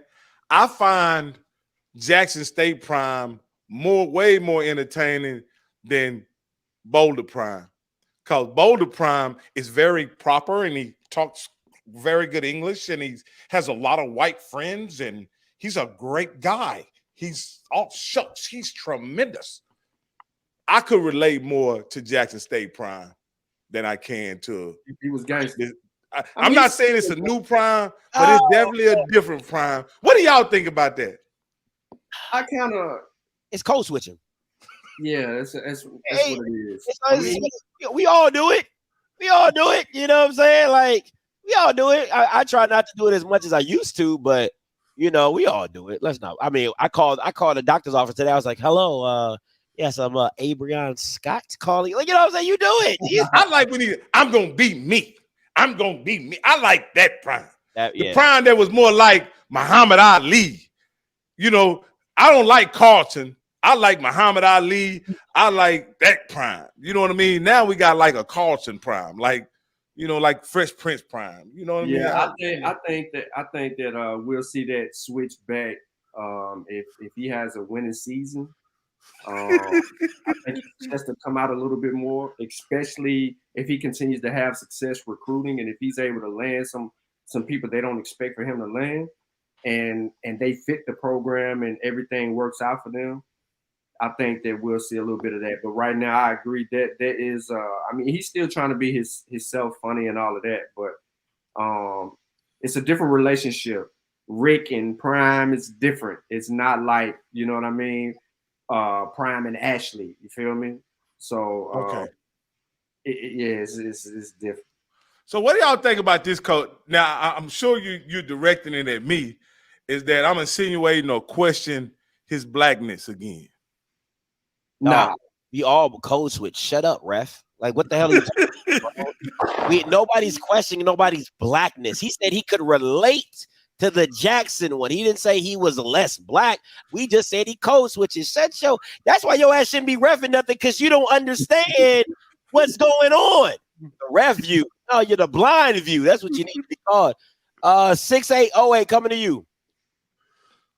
Hey, this DC4. What's up, Oscar? What's up, man? Talk to me. Second time caller, Jackson, Mississippi. I think Prime did something for HBCUs, Jackson State, Prairie View, Alcorn Valley, and everybody in between. And for those that say he used them, they don't deserve the right to have an opinion no damn way. That's fair. I mean, that's what I feel. Hey, listen, you have every right to feel that way. You know what I'm saying? I can't tell you that. Isn't he still reaching back to local businesses in Jackson for like certain situations? Yeah, he is. Yes, and the recruiters that they had last year, Otis and TC, are still there. So the recruiting game ain't stopped. We ain't gonna get no Travis Hunter, but the recruiting game ain't stopped. Time out. Okay. No, I'm saying the recruiting game ain't stopped. We're gonna get better players now than we did before. It was a good call to that last one. Stop it, sir. Now you're just lying to yourself, okay? Because I just said we're not gonna get Travis Hunters, but we are going to be better recruiters than we were before we had Prime. Oh, you didn't say that. You didn't say that. You said before. Okay, well, that's what I meant. say then. Okay. So I'm sorry. That's what I meant to say. Yeah. You change That's that. what I meant to say. Yeah, change that because I'm about to say that's a blatant lie. Okay. Well, I'm glad. Yeah, absolutely. Yeah, that's what I meant to say. Jackson State on the right track, man. I'm just saying we in a better position today with recruiting than we were 4 years ago. Absolutely, because people know your name. That's half the battle. And that's because of Coach Prime. Yeah, that's half the battle right there. Just people knowing who you are. You know what I'm saying? Like, there you go. Y'all have a good rest of the show, man. Hey, no problem, man. Thank you so much. But I try to listen. I try to explain to y'all how much of, like, when Mr. Campbell called in and said Angel Reese didn't know anything about LSU. So you think she would have known something about Southern? Now, mind you, she's from Maryland. She's from Baltimore. So she didn't know what LSU was or how it looked. You think people's gonna know what Southern looked like? You think people's gonna know what Alabama State looked like? We too far up there. Okay, that just is what it is. You know what I'm saying? We're like, the state of Maryland is not connected to like civil rights like Alabama and all them. Like, they really care about that stuff. Maryland does not. I'm telling you that right now. Like, for real, if you have any Maryland education, our education is very good, by the way. We just don't care about, it's just that they don't really teach you a lot of civil rights and black stuff and all that type of stuff. All right, because we are like above the Mason-Dixon line. So, but anyway, so it's just little things like that. I'm gonna get to this other caller, 9521, coming to you. Hey, caller, you live. Hi, this is Jay, and I just wanted to call on some of the questions. So I do think it's fair. I think it's fair. I believe the Lakers are going to come back and win this game. They're still down, but I have faith that they're going to come back. And to say that Colorado, which I have said many times, I am from Colorado, is not as bad or as white as people think it is. Hey, ma'am, are you a snow bunny, ma'am? Very beautiful. Are you a snow bunny? It's nice. And that's pretty much all. I'm enjoying the show. Oh, and lastly, I also have traveled to come see Jackson State and Alabama State games. I've been to more HBCU games than I've ever been to in the last 2 years. So, ma'am, can I ask you a question? Miss Shay, he got to ask you a question. Yeah. Can you hear me, ma'am? Yes. Are you a snow bunny? No. Come on, you know I'm not. No, I don't. How am I supposed to know? I am chocolate. Oh, okay. No, I'm not cream. I'm chocolate. No more questions, ma'am. No more questions. Hey, thank you, Miss Shay. I please excuse this old man beside me who doesn't know how to hear through your charm. Okay, I heard through your charm that you are a sister. Okay, he failed to do so. I am 100% sister. Come all on. The way, and I am a sister. I am a sister. Okay, all the way. We know. I know we know. Come on, this man over here trying to play with you, Miss Shay. No, I'm just joking. It's just a joke, Miss Shay. My apologies if you are offended, ma'am. Well, we know she got some money. I'm not offended. She got some money. But anyway, I enjoy your diction. Your diction is immaculate, ma'am. Great job. So you know. Miss Shay, thank you so much. That's an educated young sister. That's an educated sister right there. Okay, you got to see your foolishness. See. That's why you said what you said about the white offensive lineman. You thought we was gonna let that go, but we will never. Okay, he brought it back. He brought it back though. Bring all the white offensive linemen. We know what you said. Okay, that the offensive linemen in the SWAC are good. But they come from two-parent homes, like Pryor said. They got a mother and a father. You know, I'm trying to change it up. That was quarterback, sir. That was quarterback. Anyway, hey, Mr. Bugs, coming to you. What's up, Mr. Bugs? What's going on, Scotty? How you doing, big time? I'm good. I'm good. Good stuff, man. Good to see the crew, man. I'm enjoying the show, man. Hey, real fast, man. I think we know where the money went to. It went to Coach Prime down to Colorado. Real talk. To be honest with you, but the exact same time, I'm trying to figure out why are people in HBCUs upset with this whole camp thing. I'm thoroughly confused about why they're upset about this camp thing. I mean, are they get over that breakup, man? For leaving? It's a hurt. Listen, man, it's like this, right? Oh, thank you, guy. Great example. When a girl breaks up with a guy, right? That means her girlfriends also broke up with that same guy, right? So Jackson State's like this. Dion dissed us. You with us. You need to dissociate. Don't talk to him no more. Talk to him no more. We block him on your Instagram. Everything. Okay. Stop following him. Let me steal for Rocky real fast. But if your girlfriend is broke, you can't listen to him. do you want to take counsel from broke people, or those that are a little bit more affluent? You know, that have more opportunities. you know, I'm just trying to keep it 1,000. Hey, but what's Prime essentially saying is that's the state. To see that state. That they didn't come there for that. They came for Coach Prime. Let's keep it the band. Let's keep it a band. They're not coming. I love Coach Campbell. They're not coming down to Prairie View to see Prairie View. They coming to see Coach Prime. But they can't help but see Prairie View though. I'm not with you. We need to stop taking counsel from the broke girlfriends and listen to the ones that have the money. Just one time. Just one time. Is that cool? Can't hurt. It can't hurt. That's what I tell you. Okay. That's all I wanted to say, man. Hey, man, now we know where the money went to. Hey, this is what I would say if I was the broke girlfriend. You didn't give those bags and that jewelry back, so I'm not gonna quit talking to him. Jackson State not giving those championship back. They not giving that field back. They not giving that locker room back. I'm rocking with you, Rocky, but if you're talking bad about me right now, I shouldn't come help you out in the first place. Oh man! So they listen to your broke people. Oh my gosh! If you that fed up with your ex, give him all his shit back. Then they ain't going that far. Y'all keep it pro. Hey, man, you ain't that mad. Man. They don't want to get back Hey, man, I'm loving the show, man. Make this permanent. Now, Rocky, you are a plum fool. And my man, forgive me, I don't know your name, brother, but man, that background, brother, that you can say that. He's a baller. Just say that. Yeah, the baller Sean, the Sean baller. Hey, thanks for the call, Mr. Bugs. Hey, listen, that's Mr. Bugs, part of the webinar, the Wealth Webinar Seminar that we'll be having April 27th. I know that is the day of the NFL draft. We did not plan for that. So I know it ain't gonna be too many men. Or that will be recorded though. Yeah, we watch it on the replay. Y'all catch it on the replay. We can walk and chew gum, man. Come on, what I'm saying? So, but let me say my opinion, right? Because the call lines is clean. Let me say my opinion. If I was giving out a percentage, right? I would have to go 60-40 that it was bad for HBCUs.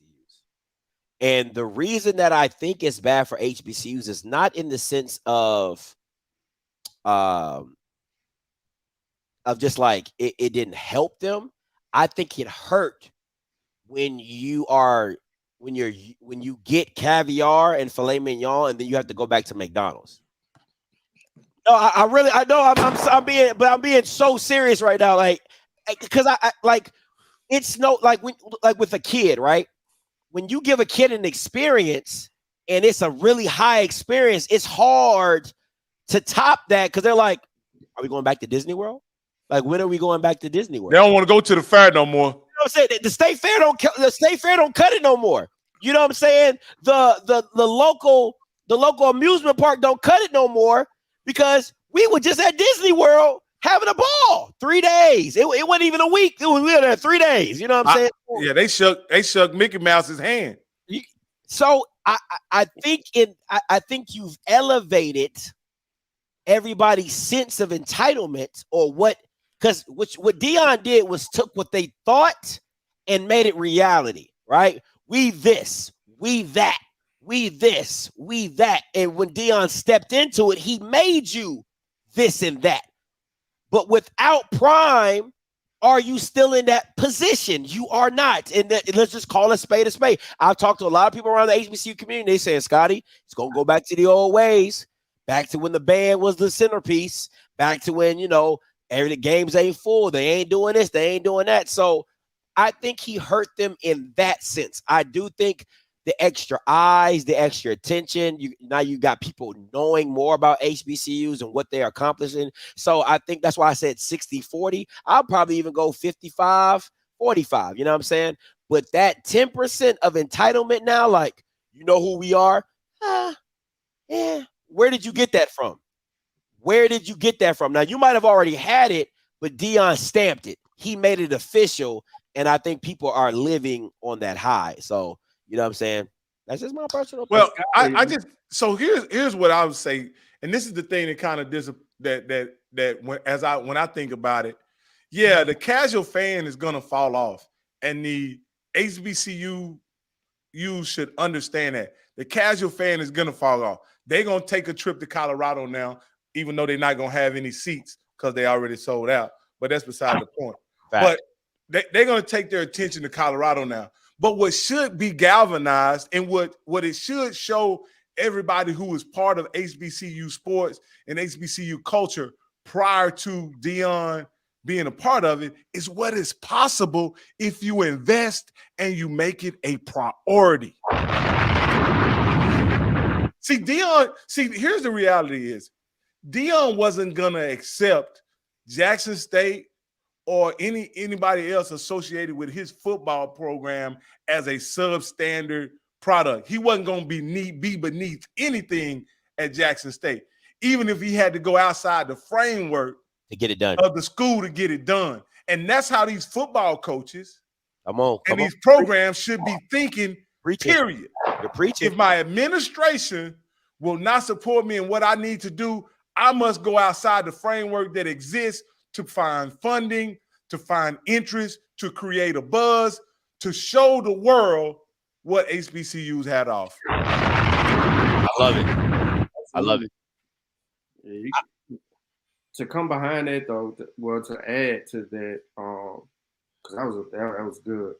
I just think that, in my opinion, I just think that there's a level of involvement that he may still have, that he's trying to have in the HBCU space, and I think there's a reason for that. It could be Ashley Robinson and conversations that they've had, because we still don't know what's in store between that working relationship, but we know that TC and Ashley are still having conversations privately, right? So there's things that we don't know what'll come out of that, and maybe that benefits Jackson State again. But you don't want to burn your bridge, and he knows that there's some emotional people out there that exist. He's acknowledged that. But could he have done some things differently? That's not even the argument. What is he doing right now to help HBCU space? It's more so the HBCU space with this first camp, right? And it's not just Jackson oriented. So that means he's spreading his wings even from Colorado.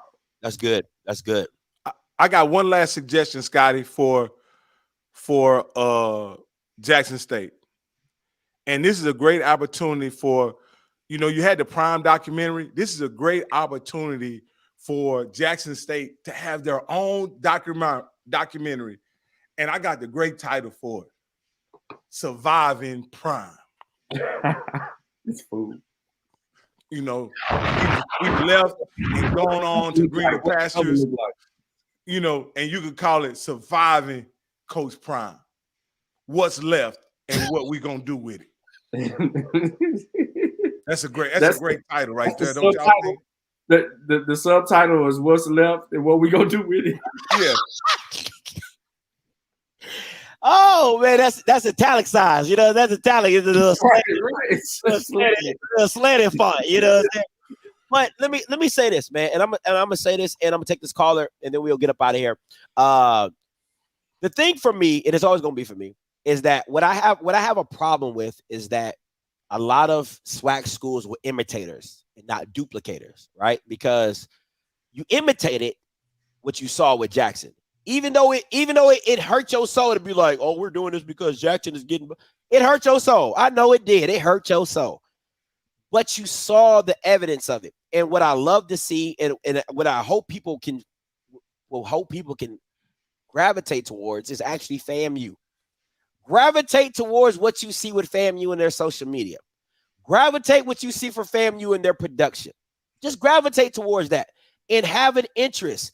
What really bothers me is that the reason that the SWAC cannot talk about the SWAC is because the SWAC doesn't care about itself that much, right? It's not self-sufficient enough, right? The SEC talks about the SEC because they're an insulated community that can just continually talk about themselves over and over and over again. The SWAC is the same thing. There's so many storylines if you weren't scared to embrace them, right? Alabama State with Eddie Robb and Demetrius Davis, right? You have Dooley. What does he come back and do, right? You have Hugh Jackson. Does he turn it around? You have the new coach at Valley. You have the new coach at Bethune. You have FAMU. Is it their year? You have Texas Southern. What do they look without? Are they going to be back with Andrew Body? How does that look? Is McNair going to go back on top to being what he was? There's so many headlines that literally you could talk about the SWAC 24/7, but when you and the person in charge of the SWAC don't care about it, this is what you get. You get the Wednesdays and Tuesdays and oh my God. And then anyway, let me get to some of these callers and we're going to get up out of here. 4620 coming to you. Hey, caller, you live. What else, Scott? Is wait. What's goody? What? So you got it. I thought it came in a little late. So with the question about Prime, was he good or bad or whatever? The disappointment I saw, because I peeped the Jackson State spring game, I was really hoping that the fans were going to show up to that spring game to show the world that we're going to be good even though Prime gone. I think they failed at that. I thought they were going to really have a rally call to come to that spring game even though they were on ESPN 20. I was hoping they were going to show up and be the fans who they say they are. The way they came at you during the whole season or whatever, I just thought they would get ready to come in and just show out. We've been there. And they didn't. You know what that spring game reminded me of? What? Now, have you ever, Rocky or whatever, have y'all ever seen The Wiz? I don't remember like that. Yeah. All right, so those who seen The Wiz, when they first got there, everybody singing and dancing, and The Wiz is all great, it's all beautiful. And when The Wiz told Diana to go kill the wizard, they came back and everything was exposed. You remember how dry it was, how this everything was gone, and it's a wasteland. That's what it looked like at the game. You got to get these fans in here. You got to get the engagement of the fans back in here and tell the fans to stand up. Because if the fans stand up, the aspect of a coach won't be that impact. But caller, let me just say this before we let you go. How do you get a person who has experienced caviar, prime rib, to get back accustomed to eating spam without some pushback? Well, no, you ain't. I ain't saying going back to eating spam. You just find another vendor. Go get you some caviar somewhere else, or get something close to it. Yeah, you don't have to go back to spam. A little cheaper. Get some a little cheaper. You know what I'm saying? You mean to go to the dollar store and get some canned sardines?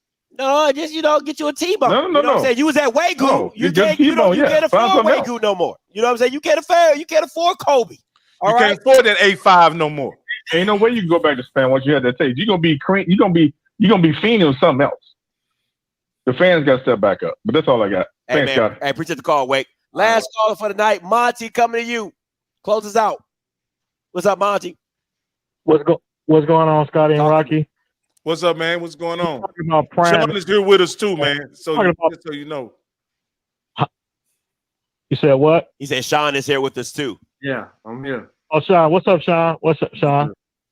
So here's the thing. Since we're talking about Prime and we've been talking about basketball tonight, I was thinking about when Toronto bet the house and got Kawhi for that 1 year, and they became world champions.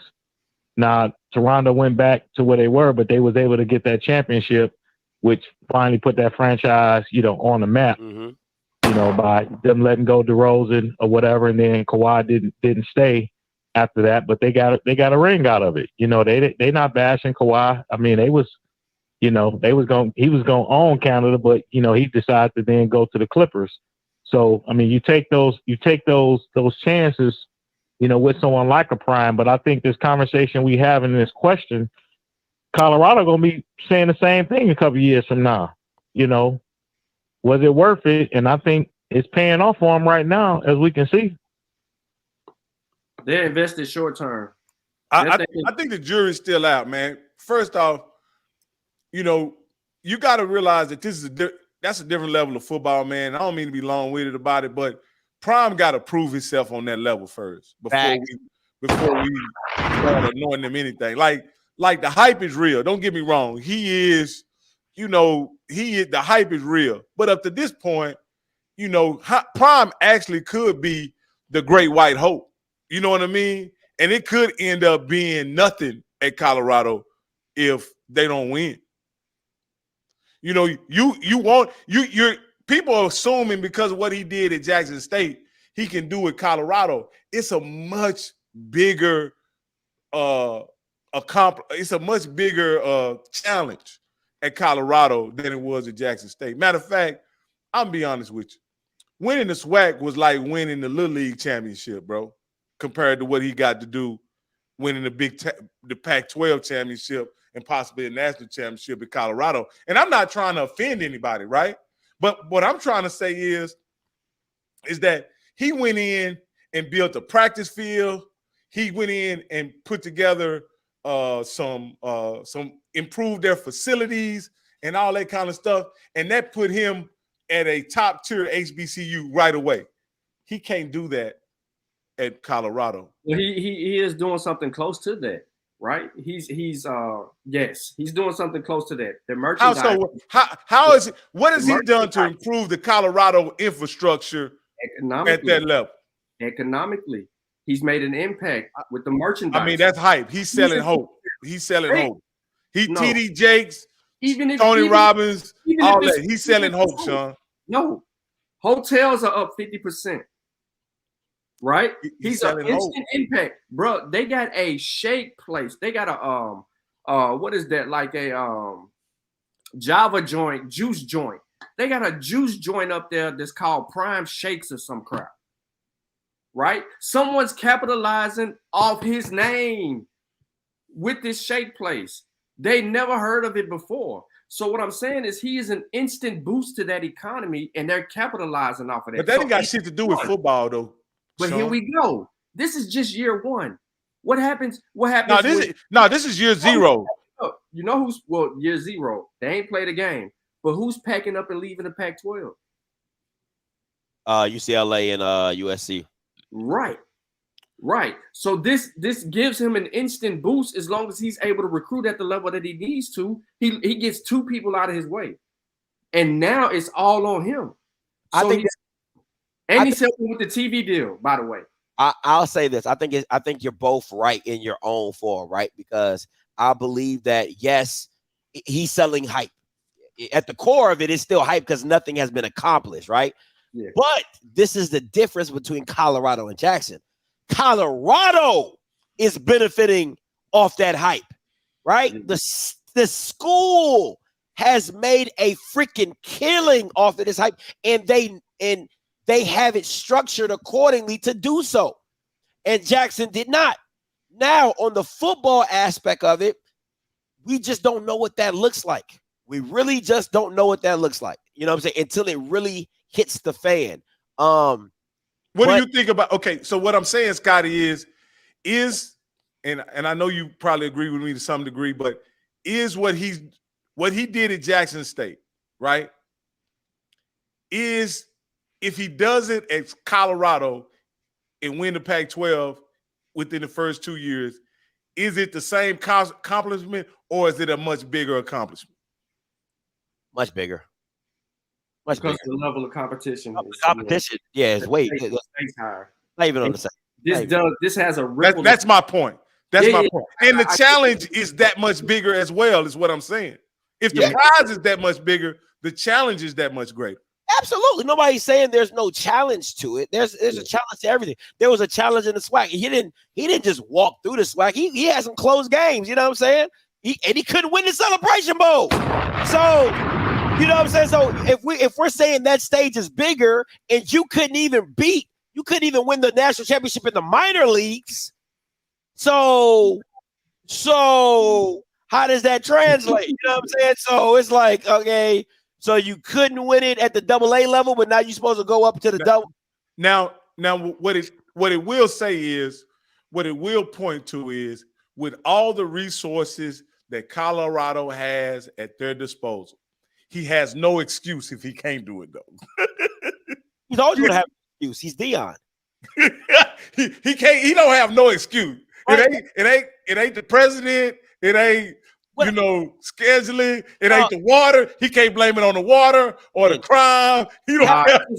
This year he just walked into an unfavorable schedule. But next year might be a favorable schedule, and it'd be more conducive to him because he's losing two people out of his way. So that's the thing. I think that he kind of walks into a situation where he has enough room, right, because of the energy and everything that's transpiring thus far without even having to play a game. All of that is a plus for the AD and Colorado overall, because we got people talking about Colorado and wearing Colorados and prime hoodies and all of that stuff. Yeah, didn't even know nothing about Colorado. Don't know who Cordell Stewart is, but he been on campus all week long. And they're like, well, who is this dude? You know what I mean? They're like, oh, okay, he's in the NFL. Slash. Right. Yeah, so it's tough. One of the greatest multi-dimensional offensive weapons there is, and he plays special teams. So if he does what needs to be done, HBCU's benefit. No, absolutely, man. Like I say, prime is prime, but I just again, I want people to realize that Dion is selling hype. He's a motivational speaker at this point, and he's a prosperity preacher. It's all he got in his favor at this point. He ain't got nothing, And guess what? The people in Colorado are buying it hook, line, and sinker. Ain't no you hear me? Ain't no difference in Jackson. It ain't no difference. Yeah, they in love. They just as in love. If I'm being honest, Jackson bought it more. Ooh. You think so? Hell yeah. Yeah. People up in colors, listen. Did they ever sell out Prime Memorial Stadium? They said that he won't get love like he won't get love. I'm telling you right now, 70% of the white folk are like, oh yeah. 30% of the white folk is like, I ain't believing nothing that nigga say till he win. And they use that exact line. Use that exact line. I don't believe nothing that nigga say until I see some W's. You know what I'm saying? I ain't buying a prime hoodie. I ain't buying prime shit until I see that nigga win. That's what they said. Scotty, last thing, and this is kind of off subject, but I want to ask this question because you saw the spring game. Are they gonna miss Coach Prime more or Shador more? Shador. I agree. I watched it. Oh, Shador. Listen, if Prime would have left and they kept Shador, I'd have been like, I would have been like, I mean, you're still gonna win, because Shador's there. You know what I'm saying? He's a stabilizing force. Them Bama's are listen, Shador walking out the door, he different, bro. He different. And it's funny, it's funny. I was on a call with Dion's team, and Dion was in the background, and we was talking, we was chopping it up, and he was like, "You still on that Quincy Casey bandwagon?" I was like, That sounds like some asshole stuff here, so do you. I was like, "Wow, this what we doing?" I said, "We ain't let that go," but that is what it is, man. But nah, Shador absolutely definitely was the biggest factor. He got you right there. Yeah, he was like, "You still like Quincy Casey bandwagon?" I was like, "Hey, you got me on that one." But it's still like you're can't hear you, Rocky. You're muted. Yeah. See, that just your probably batteries died. His wireless mic, you know what I'm saying? Is fashionable wireless mic. But listen, we're about to get up in here anyway. Listen, man, this has been Bet Big, man. New show on Off Script. Make sure you tune in. We're gonna try to give you more of these. My Lakers are down 6, so I'm about to go lock in. All right. You got my boy Sean. You got my boy Rocky. All right, bringing it to you as much as we can, man. I'm back, baby. There you go. You got anything to say before we get up out here? No. I just wanted to really just say Shador was going to be mixed, and I really want to know as time goes. We hadn't played football yet. How is Shador going to be remembered in the SWAC as a player? You know what I mean? Because I think he often gets overlooked in Jackson State success because of what Coach Prime meant to transforming the program. I think in hindsight, what's going to as we get farther away from this era, we're going to realize that Coach Prime shot one hell of a quarterback out his nuts, as Reggie Flood says many times. You know what I mean? Like he say that's his secret weapon. It's not X's and O's. It's not marketing. It's that he shot an all-star quarterback out his nuts, and that's what his main impact is on the SWAC at this point. So, so we'll see if that holds true. Oh my God. Something is wrong with you, bro. Seriously. Listen, but at the end of the day, I will say this. Colorado, in his success at Colorado, could put a damper on his outlook, right? Because if and I hate to draw this out, I'm not going to do it too long, but 4 years, he probably would have been a 4-year SWAC player, 4-time player of the year, 4-time SWAC champion, and maybe 1 Celebration Bowl, maybe 2 Celebration Bowls in there. He's moonwalking to the Senior Bowl. Like, I mean, he's moonwalking to the Senior Bowl, right? And all he has to do is literally show out at the Senior Bowl, and he's a draftable quarterback. If he goes to Colorado and he struggles, the SWAC stuff is obsolete at that point. Yeah. It is obsolete. All that stuff just goes out the window because they can be like, it was lesser. It was competition. Hey, I'm going to tell you right now, man, he going to have a great season. Okay. He's going to have a great season. That Sean, that promism just steady. Hey man, I'm rooting for him. I hope he does. I just hope all these white guys that Coach Prime decided to give these $1 million jobs to can coach. You know what I mean? Go ahead, Sean. I want to hear what your last one. It's a little bit of that too. I think it's the surrounding coaching staff that he actually has. He's up the level of the coaches around him. But more importantly, it's the staff that we don't see on well off or reach the people all the time. It's you know what I mean. Like for instance, like my cousin, like no one knows how beneficial he is to what's going on and the effort that he puts in to make sure that everything is on schedule for them recruiting wise.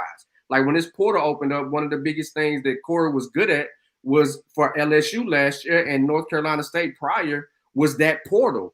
And knowing where to go and pick and choose what they actually needed. So that recruiting staff is going to be the factor behind Colorado's success in the future. We shall see. We shall see. But hey, man, it's been our time. We'll try to be back on here either Friday or Saturday. Recap NBA, anything prior to any other sports. All right. So listen, until next time, you know what I'm gonna do. I'm a holler. God bless.